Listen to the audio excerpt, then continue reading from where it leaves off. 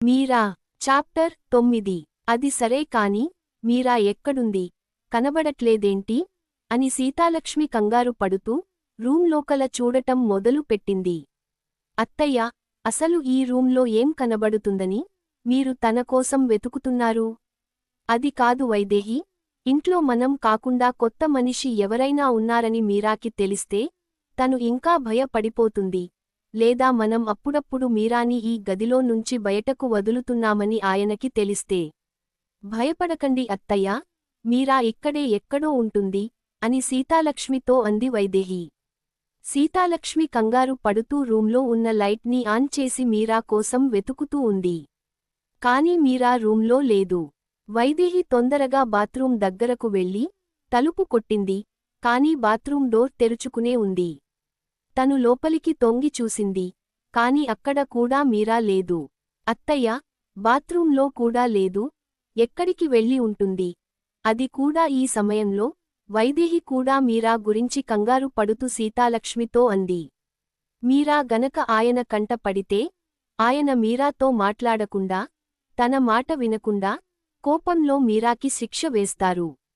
నాకు భయంగా ఉంది వైదేహి అని సీతాలక్ష్మి కంగారు పడుతూ అంది. భయపడకండి అత్తయ్య, మనం వెళ్ళి మీరాని వెతుకుదాం పదండి అంటూ వైదేహి ఇంకా సీతాలక్ష్మి బయటకి వెళ్తుంటే వాళ్లకు మీరా మాటలు వినిపించాయి. అంత భయం ఎందుకు అమ్మా?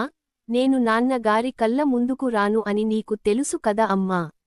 నేను ఇక్కడే ఉన్నాను అని కబడ్లో నుంచి మీరా మాటలు వినిపించాయి. సీతాలక్ష్మి తొందరగా వెళ్ళి అక్కడ ఉన్న కబడ్ ఓపెన్ చేసింది. దాంట్లో మీరా ముడుచుకుని కూర్చోని ఉంది. తనను అలా చూసి సీతాలక్ష్మి మనసులో ఏదో తెలియని బాధ. వైదేహి కూడా మీరాని అలా చూడలేకపోయింది. మీరా, ఇందులో ఎందుకు ఇలా కూర్చొన్నావు? బయటికి రా అని వైదేహి మీరా చేయి పట్టుకుని తనని బయటికి తీసుకురావాలనుకుంది. కాని మీరా భయపడుతూ తన చేయిని దూరం చేసింది. నాకు చాలా భయంగా ఉంది. చాలా నెమ్మదిగా వచ్చాయి మీరా నోట్లో నుంచి ఆ మాటలు. అలా చెప్తూ కూడా మీరా చాలా వణికిపోతూ ఉంది.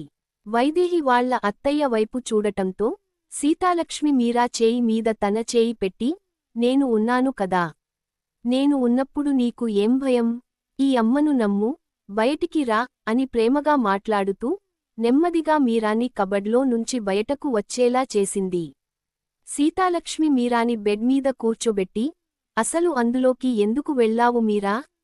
అని అడిగింది. ఇంట్లోకి ఎవరో కొత్త వ్యక్తి వచ్చారు కదా అమ్మా, నాకు భయం వేసింది. వెళ్ళి దేవుడి గదిలో కూర్చుందాం అంటే నాన్నగారు అక్కడే ఉన్నారు. ఈరోజు నాన్న బయటకు వెళ్ళలేదు కదా, అందుకని దేవుడి గదిలోకి వెళ్ళలేకపోయాను. ఇంకా ఎక్కడ దాక్కోవాలో నాకు తెలియలేదు. ఇల్లంతా వెతికాను.